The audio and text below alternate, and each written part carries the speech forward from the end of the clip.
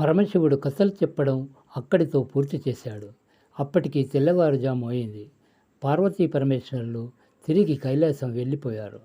శివశర్మ పార్వతీ పరమేశ్వరుల దర్శన భాగ్యం కలిగినందుకు తన జన్మ ధన్మనై ధన్యమైందనుకుంటూ గుడి తలుపులు మూసి ఇంటికి బయలుదేరాడు.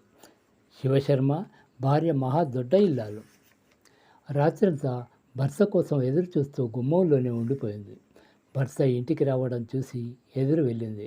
భర్త మొహంలో ఆనందం, పరవశం, ఏదో పుణ్యలోకాలలో విహరిస్తున్న అనుభూతి, దివ్య కళాకాంతులు ఆమెను ఇట్టే ఆకర్షించాయి. శివశర్మ లోపలికొచ్చేదాకా ఊరుకుంది. ఇక ఉండబట్టలేకపోయింది. శివశర్మ ఆనందానికి కారణం అడిగింది. శివపార్వతుల దివ్య దర్శనం భాగ్యం కలిగింది అంటూ ఎంతో ఆనందంగా చెప్పాడతను. ఆమెకు నమ్మకం కలిగలేదు. భర్త గరిష్టాపరుడే, కానీ బొందుతో శివదర్శనం తపస్సు చేసేవారికే దక్కుతుందని ఆమె నమ్మకం. అందుకే కలలోనా అంటూ హాస్యమాడింది. లేదు, ఇలలో. నిజంగా నీ మీద ఒట్టు సుమి అంటూ శివపార్వతులు ఆలయానికి రావడం, శివుడు పార్వతికి కథలు చెప్పడం, 24 కథలను చెప్పడం గురించి ఆమెకు చెప్పాడు. అప్పటికి ఆమెకు నమ్మకం కలగలేదు. అలాగా, అయితే శివుడు పార్వతికి చెప్పిన కథలను మీరు నాకు చెప్పండి అంది. అమ్మో, దేవరహస్యం, ఆడవారికి నోట్లో నువ్వు గింజ కూడా దాగదంటారు అన్నాడు శివశర్మ. అలిగింది, బ్రతిమాలింది. ఎవ్వరికీ చెప్పనని అతడికి మాట ఇచ్చింది ఆమె. ఆ కథలను ప్రశ్న సమాధానాలతో విన్నాక భర్త చెప్పింది నిజమేనన్న నమ్మకం కలిగింది. ఆహా, మీది ఏమి అదృష్టం! ఏ తపస్సు చేయకుండానే ఆ ఆది దంపతుల్ని కనులారా తిలకించారు. మీ అంత అదృష్టవంతుడు ఎవడూ ఉండడు అంటూ ముచ్చట పడిపోయింది. ఆ తర్వాత తనకి ఆ అదృష్టం కలగనందుకు చింతించింది. శివశర్మ ఆమెను ఊరడిస్తూ, బాధపడకు, పెళ్ళినాడు అగ్ని ప్రదక్షిణం చేస్తూ ధర్మార్థ కామ మోహములందు నీకు సగభాగం పంచుతానని ప్రమాణం చేశాను కనుక శివపార్వతుల దర్శన భాగ్యం వల్ల నాకు కలిగే ఫలములో నీకు సగభాగం పంచుతున్నాను అన్నాడు.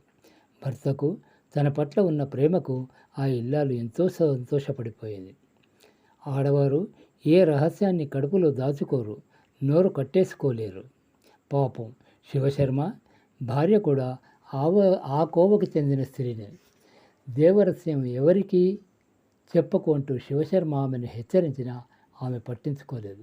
చుట్టుపక్కల ఆడవారితో కాలక్షేపం చేస్తూ ఆ కథలను చెప్పి శివుడు పార్వతిని ప్రశ్నించినట్లే ప్రశ్నించి విచక్షణతో, ధర్మబుద్ధితో సమాధానం చెప్పమని సవాల్ చేయసాగింది. పార్వతిలాగా ధర్మనిర్ణయం చేయగల బుద్ధి కుశలత వారికి లేకపోవడంతో చివరికి వారికి తనే సమాధానం చెప్పి తృప్తిపడసాగింది. శివశర్మ భార్య నోటి వెంట మొదలైన ఆ కథలు అతి తొందరలోనే భూలోకం మొత్తం ప్రచారమయ్యాలి. అటువంటి సమయంలో బ్రహ్మ మానసపుత్రుడు, త్రిలోక సంచారి, భోజన ప్రియుడు అయిన నారద మహర్షి భూలోక సంచారానికి విచ్చేశాడు. అప్పటికి భూలోకంలో హరిహర నామ సంకీర్తనల కంటే ఈ కథలే ఎక్కడికి పోయినా వినిపిస్తున్నాయి. నారదుడు ఆ కథలన్నీ విన్నాడు. ఆ కథలు ఎప్పుడు ఎక్కడా జరగని కథలు అని నిశ్చయించుకొని, ఔరా, ఈ మానవులు ఎంత తెలివైనవారు!